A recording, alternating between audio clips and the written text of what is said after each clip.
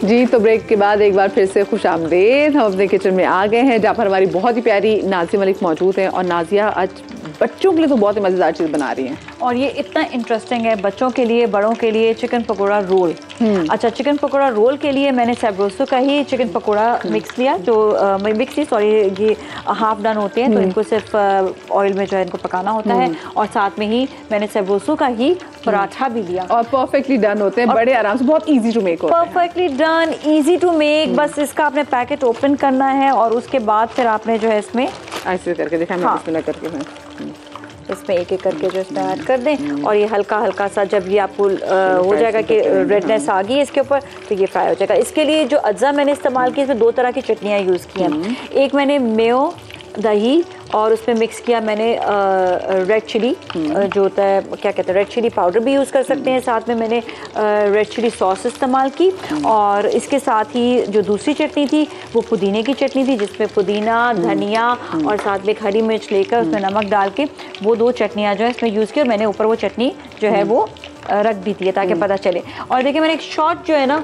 छोटे सर्व करने के लिए ना ग्लास में भी जो है ना मैंने रोल बनाया कि अगर आपने पूरा नहीं खाना तो एग्जैक्टली जब आप इफ्तारी करते हैं तो उसमें आपको जरूरत होती है कि बहुत ज्यादा जो है ना एग्जैक्टली एक एक। आपने कभी सिलबट्टे पे चटनी बनाई है पुदीने की और उसकी? जी मुझे बहुत शौक है, मुझे सिलबट्टे पे एक्चुअली जो है ना इवन कबाब भी बनाने का अच्छा लगता है। और अभी मेरे पास नहीं है क्योंकि इतना बड़ा किचन नहीं है जहाँ मैं रख सकूँ, लेकिन यह है कि मैं उसकी असर ही और तासीर और जो है वो बहुत ही मजेदार। और सिलबट्टे में जो कबाब भी जो बनाए जाते हैं बिल्कुल बात और लेकिन वो छोटी एक पहले होती थी बड़ी सी कुटनी जो थी, लेकिन अब वो भी नहीं है। अब जो है कि स्टील की कहते हैं रंग लाती है हिना पत्थर से पिस जाने के बाद वो पत्थर का एक जो मजा है ना वो और ही है जिसपे आप दिल पत्थर नहीं होना चाहिए, बाकी सब। अच्छा, यहाँ पे वो लोग जो जिनका लाहौर शरीफ से ताल्लुक है, बिकॉज हमारा ताल्लुक है लाहौर शरीफ से, हमारे तो लाहौर शरीफ है, तो वहाँ पे ना नान पकौड़े मिलते हैं। आई एम श्योर अगर आपने खाए हो तो नान पकौड़े, तो वो ये जो चिकन पकौड़ा ना ये पराठे के साथ ना बिल्कुल एग्जैक्टली वैसा ही लुत्फ देता है जितना नान पकौड़े जब आप खाते थे ना।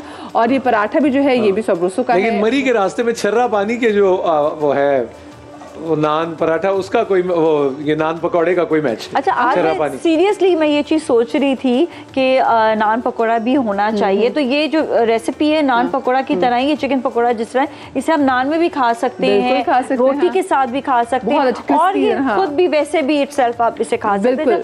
सैब्रोसो की अच्छी बात ये है कि इसमें रेडीमेड बहुत सारी वैरायटी है, इजी टू मेक। घर पे इतना झंझट, बहुत सारे लवाजमात और दावत हो, घर पे आपने खुद बनाना है। जैसे आप हमेशा कहती हैं टाइम आप बचाएं, तो टाइम बचाने के लिए और अच्छा लज्जत के लिए ना सैब्रोसो घर से बाहर भी ना निकलें और घर बैठे बड़े आराम से shopsabroso.pk से आप आराम से चीज़ें जो हैं वो ऑर्डर कर सकते हैं। पाकिस्तान की ऐप भी आप उसको डाउनलोड कर सकते हैं। अच्छा, लाहौर में ना चीज़ें बड़ी वेरिएशन, जैसे मैं किनेट से मेरा ताल्लुक है, तो किनेट कॉलेज की जितनी भी लड़कियां हैं और मेरे टाइम स्पेसिफिकली वहाँ पे बड़ा मशहूर था जी आधा नान समोसा।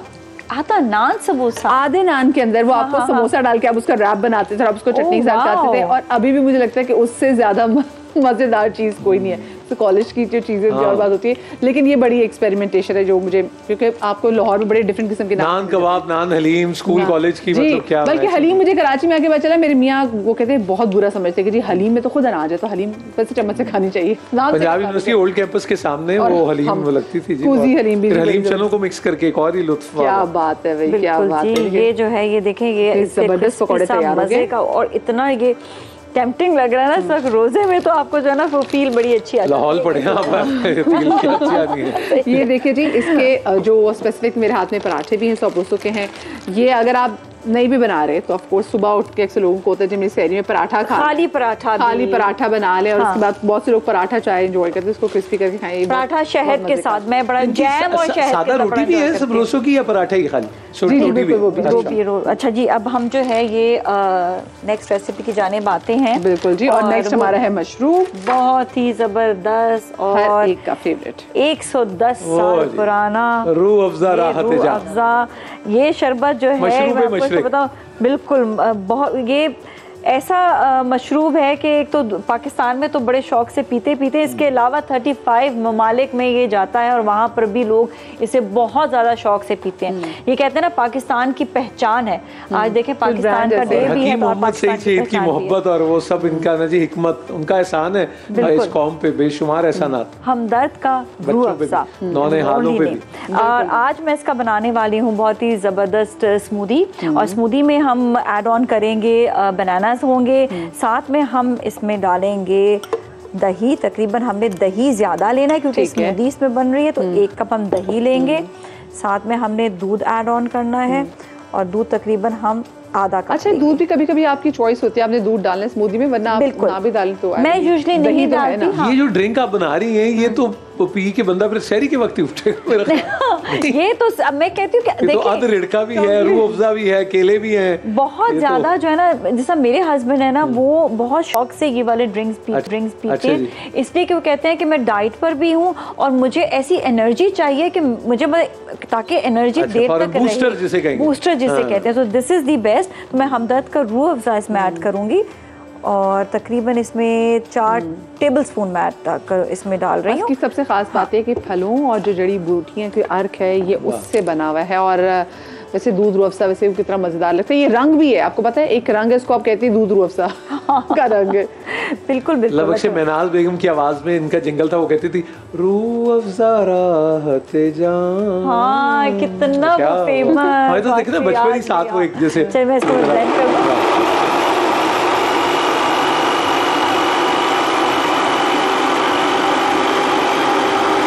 करने से जरा अच्छी तरह से इसका दही दे दें इसको चक्कर। हाँ,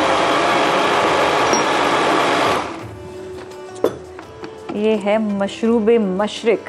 वाह क्या अफ़ज़ा बनाना स्मूदी, अफसानवी शरबत और दुनिया का ये बेहतरीन इंतखाब। अच्छा, इसमें दिमाग भी, जैसा अभी को कहा ना, दिमाग भी इसमें तेज़ होता है, आपका जिस्मानी ताकत भी मिलेगी, और बहुत प्योर। अच्छा, मेरे ख्याल से शहरी में ना बहुत से लोग जो है वो ऑफ कोर्स लस्सी तो पीते हैं, तो अगर आप यही लस्सी पी लें, so you don't need any paratha. मैं शहरी में कुछ खाती नहीं हूँ 4 बजे के या 3 बजे के बाद, और मैं यही मशरूब लेना बहुत पसंद करती हूँ, क्योंकि वही कि आपको एनर्जी देता रहेगा। और हम कहते हैं ना कि हमें कुछ चाहिए दही के साथ, तो दही के साथ जो है वो बेस्ट में हमें ये वाले जो वो हैं मशरूबात है वो बेस्ट है, स्पेशली स्मूदीज। और ये आपको पता है एक जमाने में शीशे की बोतलें होती थी ये सारी, जी। फिर वो प्लास्टिक आ गया, फिर हम उसे यूज करते थे, वो वाटर बॉटल्स के तौर पे भी काफी वो यूज हुई हुई है। और ये तो ऐसा हमदर्द का रूह अफ़ज़ा ऐसा शरबत है, और ये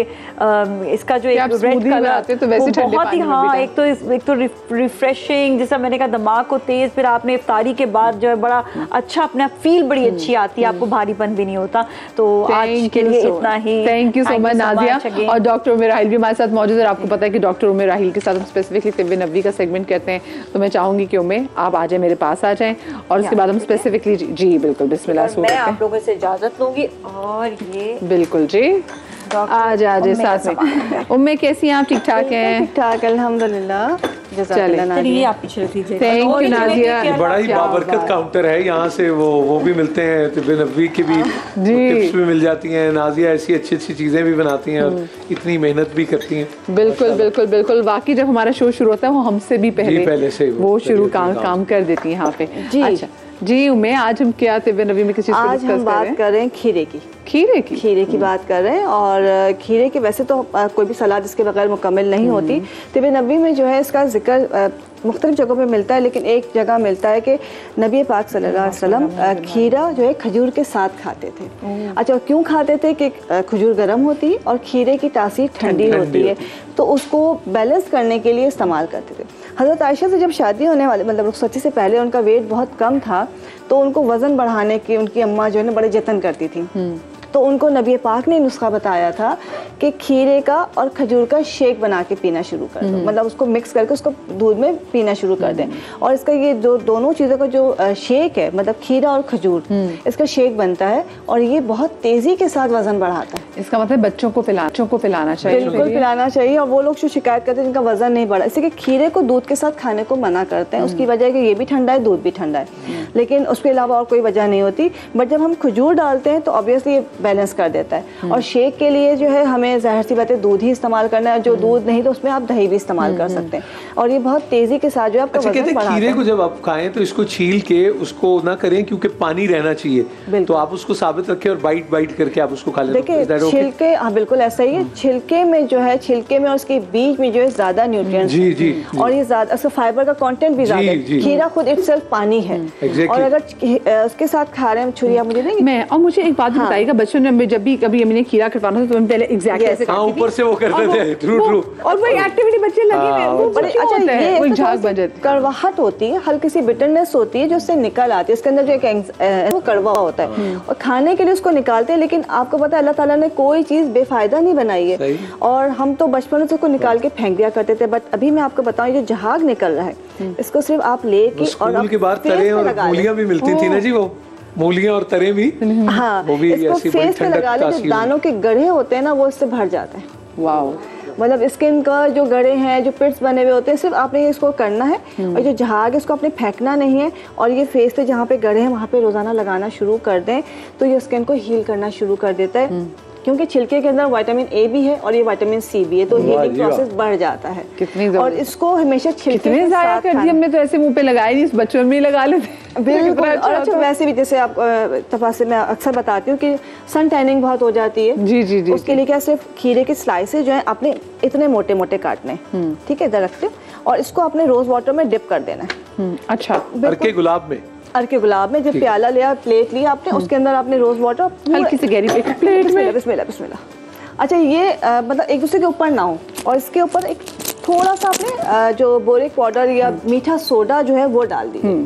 उसको आप फ्रिज में रख दीजिए। जैसे कोई बाहर से आता है, बच्चे स्कूल से आ रहे हैं, कॉलेज से या ऑफिस से आ रहे हैं, कहीं से कोई भी बाहर से आ रहा है तो एकदम टैन हुआ होता है, पहले अपने बॉडी के टेम्परेचर को नॉर्मल करें, एक स्लाइस लिया, उसको मसाज कर लिया, उसके 10 मिनट बाद फेस वॉश कर लें।